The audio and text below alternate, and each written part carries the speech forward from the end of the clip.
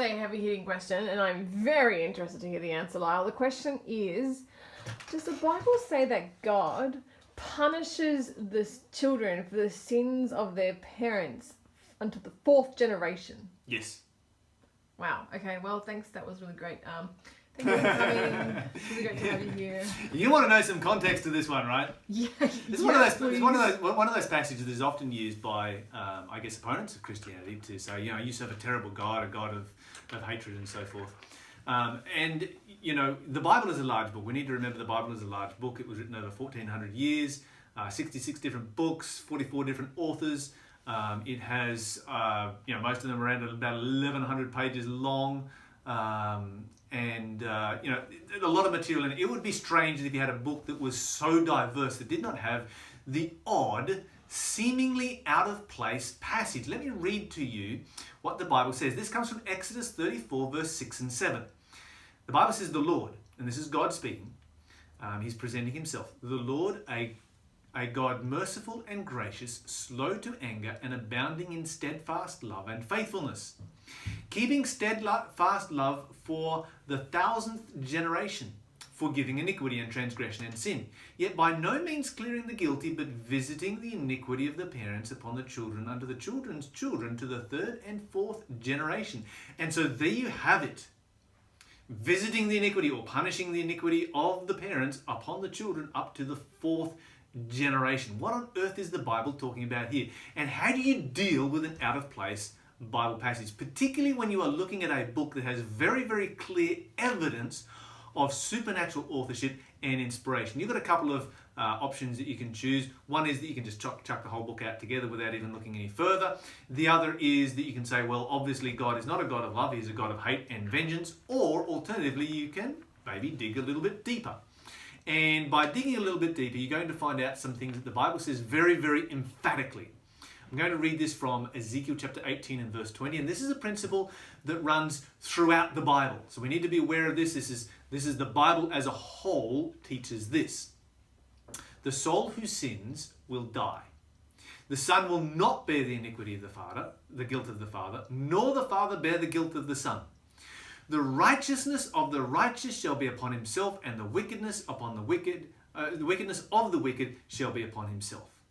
The Bible is crystal clear that nobody is punished for something that they did not do. We are all punished for things that we did do. So how does this passage fit in? Because it seems that we have a contradiction here. Do we actually have a contradiction? First of all, we need to note the context of the passage. If the surface reading of this passage was actually true, then this passage would never have been written, because the Israelites would never have been there, because they had been in 400 years of paganism, 400 years that they had been slaves, had been gone from God in Egyptian captivity, and they would have been under the curse of God. And even if they came to God, according to this passage, it would have taken them 4 generations to weed that out so that they could actually come under the blessing of God again. So it's very clear from the context of the passage that the surface reading misunderstands what the verse is actually speaking about. And of course, anyone who was standing there at that time, that would be super obvious to them that this was not what God was actually intending by what he was saying. The second thing we need to recognize is that this is written in Hebrew poetry. And I want you to notice some of the contrast that comes up when you read it in Hebrew as a form of poetry. Keeping steadfast love for the 1,000th generation, but by no means clearing the guilty, visiting the iniquity of the parents upon the children to the 3rd and 4th generation. There is a very big contrast here, and I want you to notice the contrast. God's mercy is passed to 1,000 generations, but judgment is only just passed to 3 or 4 at the most. And so God is trying to build a contrast here using poetic language. If you come under my mercy, it will last for 1,000 generations. So choose my mercy. If you choose my judgment, it only goes for 4 at the most. But even still, even when you add in some poetic license, the Bible still does say what it says. And for those who struggle with the poetic license and are like, yes, but the Bible says what it says, then how do we actually understand that? The 3rd and 4th generation is the lifespan of a human being. Typically, we plan to live to see our grandchildren, the third generation, and we hope to see our great-grandchildren, the fourth generation. So this is the lifespan of an individual. When a person commits sin, there are natural consequences to that sin. Consequences where God does not have to intervene for something bad to take place.